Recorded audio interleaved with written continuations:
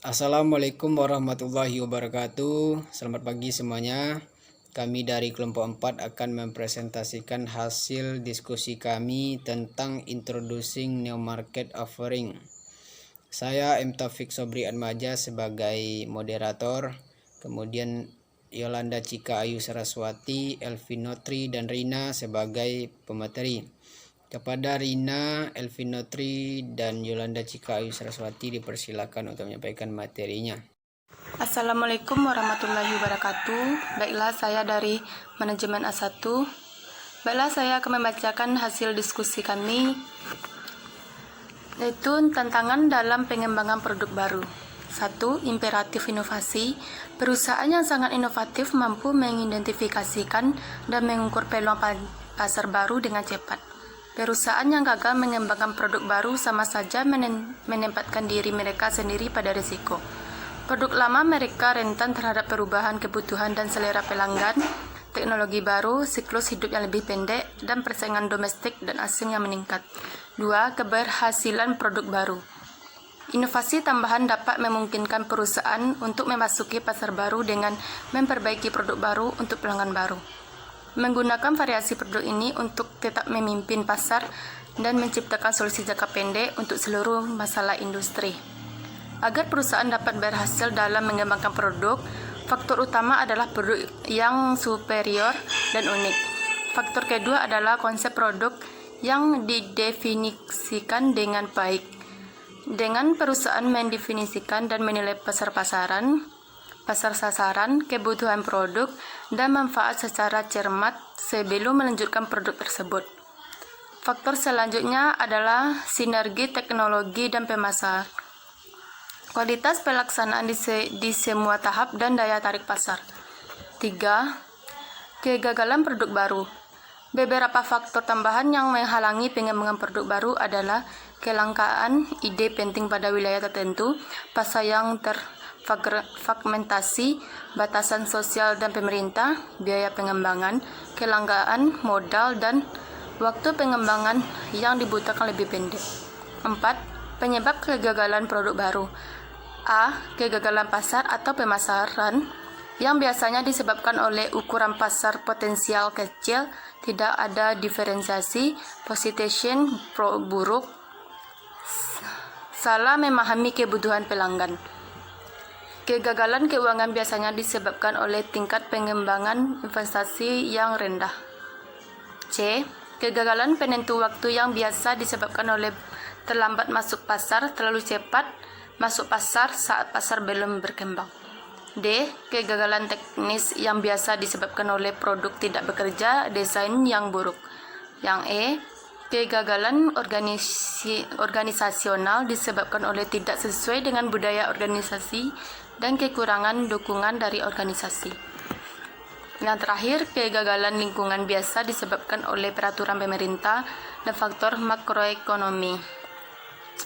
Selanjutnya, pengaturan organisasi. 1. Menentukan anggaran bagi pengembangan produk baru.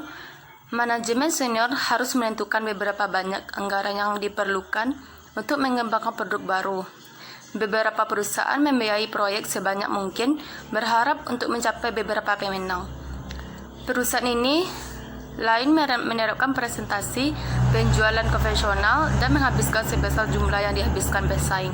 Dan juga perusahaan lain memutuskan berapa banyak produk baru yang berhasil yang mereka perlukan dan bekerja untuk memperkirakan investasi yang diperlukan.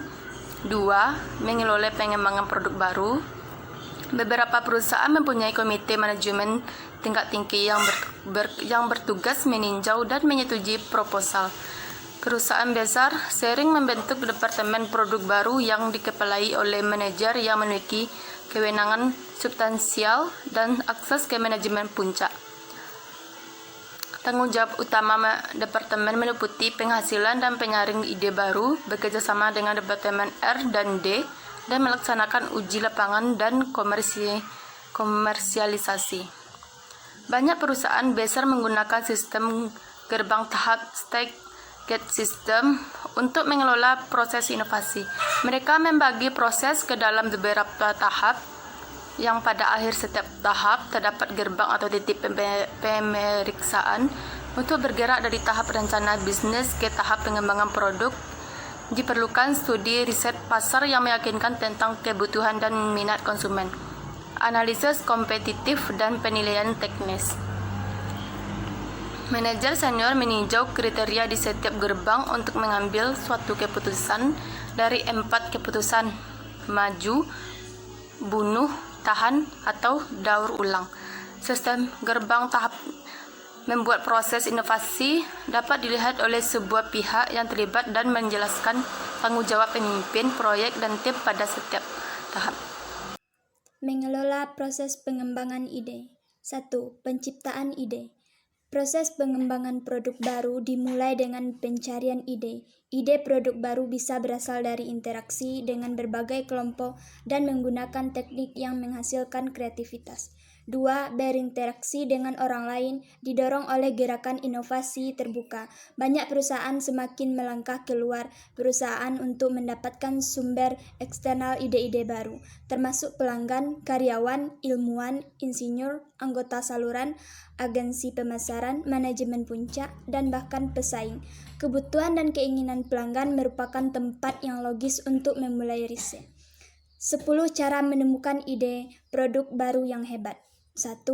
Menjalankan sesi informal, yang di dalam sesi tersebut kelompok pelanggan bertemu dengan insinyur dan desainer perusahaan untuk mendiskusikan masalah dan kebutuhan serta bertukar pikiran tentang solusi potensial. 2. Memberikan luang waktu menyelidikan bagi kelompok teknis untuk memain proyek mereka tersendiri. 3. Mengadakan sesi tukar pikiran dengan pelanggan sebagai fitur standar tur pabrik. 4. Mensurvei pelanggan Anda. Temukan apa yang mereka sukai dan tidak mereka sukai dalam produk Anda dan produk pesaing Anda. 5. Melakukan riset terbang di atas dinding atau berkemah dengan pelanggan seperti dilakukan Flag and Holder Breaker. 6. Gunakan putaran interaksi. Sekelompok pelanggan dalam satu ruang memfokuskan diri untuk mengidentifikasi masalah dan sekelompok orang teknis di ruang lainnya mendengarkan dan bertukar pikiran tentang solusi. Segera uji solusi yang direncanakan dengan kelompok pelanggan. 7. Mengadakan pencairan kata kunci yang secara rutin memindai publikasi dagang di berbagai negara yang mengumumkan produk baru. 8. Memerlukan pameran dagang sebagai misi intelijen yang dengan misi tersebut Anda memandang semua yang baru di industri Anda di bawah satu atap. 9. Memerintahkan orang bagian teknis dan pemasaran untuk mengunjungi laboratorium pemasok Anda dan menghabiskan waktu dengan orang-orang teknis mereka menemukan apa yang baru. 10. Mendirikan ruang ide dan membuatnya terbuka dan mudah diakses, memungkinkan karyawan mengulas ide dan menambah ulasan itu secara konstruktif. 7 cara menarik ide baru dari pelanggan. A. Meneliti bagaimana pelanggan memakai produk. Contoh, Medtronic, perusahaan peralatan medis, mempunyai wiraniaga dan periset pasar yang secara rutin meneliti bedah tulang belakang yang memakai produk mereka dan produk asing. B. Menanyakan persoalan kepada pelanggan terhadap produk yang digunakan. Contoh, Procter & Gamble menyadari pelanggannya mengeluh lantaran keripik kentangnya gampang patah dan sulit disimpan di kantung terbuka. Oleh alasannya itu, mereka merancang ringles yang sanggup menyimpan keripik kentang agar tidak gampang patah dan gampang menyimpannya.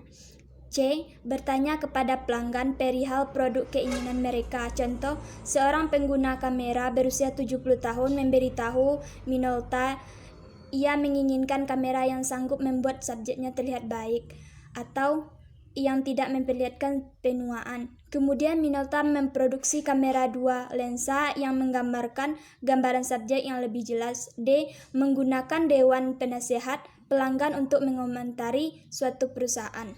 Contoh, Cisco membuat lembaga pelanggan untuk meningkatkan penawarannya. E. Menggunakan situs web F. Membentuk komunitas merek yang terdiri dari para peminat. Contoh, Sony terlihat dalam obrolan kolaboratif dengan konsumen untuk berafiliasi dalam membuat PS2. G. Mendorong dan menantang pelanggan merubah atau memperbaiki produk.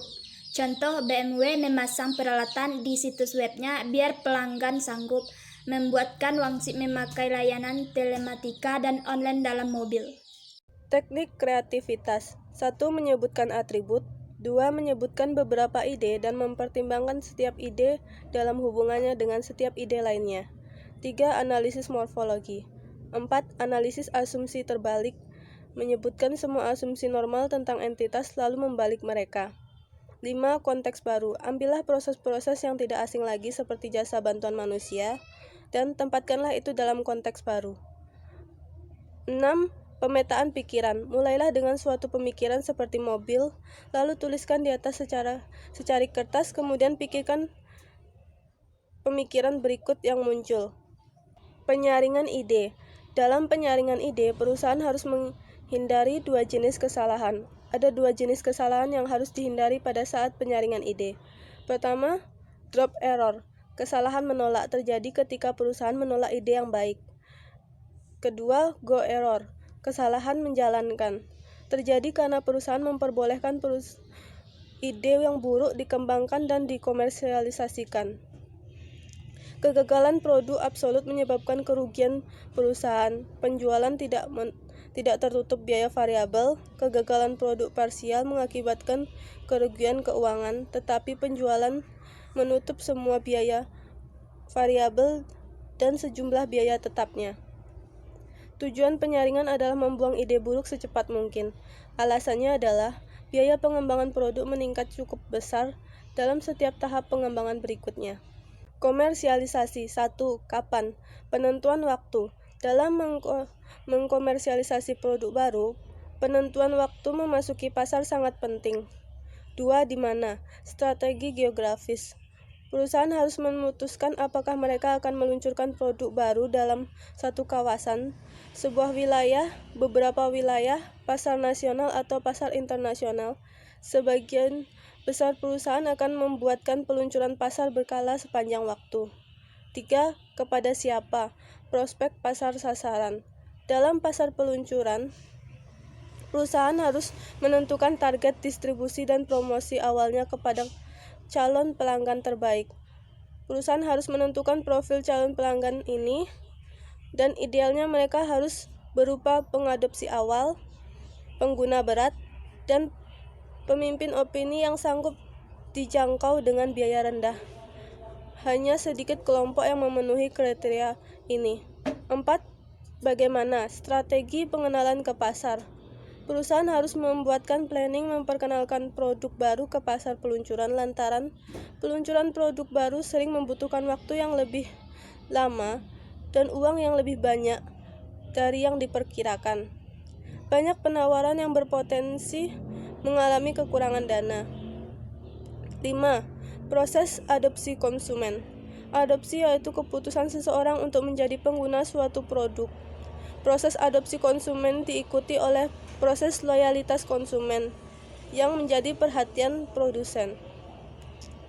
Baiklah, kesimpulan yang dapat kami ambil dari materi Introduction New Market Offerings ini adalah pengembangan produk baru merupakan salah satu cara dalam menjaga kelangsungan hidup perusahaan. Dengan pengembangan produk yang optimal, perusahaan dapat menarik konsumen. Apabila dalam pengembangan berhasil, maka tingkat laba perusahaan akan bertambah. Perusahaan harus bisa menghindari kesalahan-kesalahan yang mungkin saja bisa terjadi di kemudian hari, seperti drop error. Kesalahan menolak terjadi ketika perusahaan menolak ide yang baik. Kemudian kesalahan go error, yaitu kesalahan menjalankan, terjadi karena perusahaan memperbolehkan ide yang buruk dikembangkan dan dikomersialisasikan. Maka dari itu, dalam penyaringan ide haruslah tepat. Baiklah, sekian presentasi kami. Jika ada kesalahan, tolong dimaafkan. Assalamualaikum warahmatullahi wabarakatuh.